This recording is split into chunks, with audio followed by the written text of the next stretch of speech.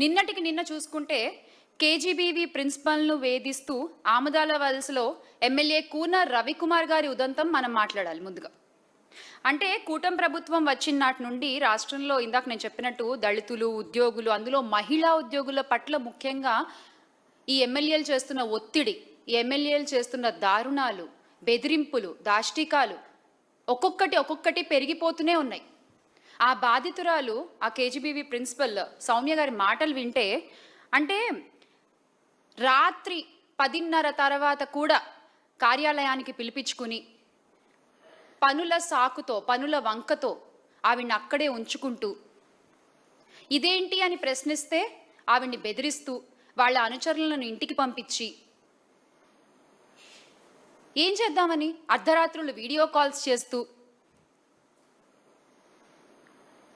అంటే ఒక మహిళా ఉద్యోగిని అర్ధరాత్రులు మీ కార్యాలయాల్లో అలా తిప్పుకోవచ్చా? అలా ఉంచుకోవచ్చా? ఏమన్నా అంటే పనులు చేయించుకుంటామంటూ సాకులు చెప్తారా? వీడియో కాల్స్ అర్ధరాత్రి చేస్తారా? ఏ ప్రభుత్వంలోనూ చూడలేదు మరి ఇలాంటి ఒక పనితనం. కూటమి ప్రభుత్వంలోనే చూస్తున్నాం.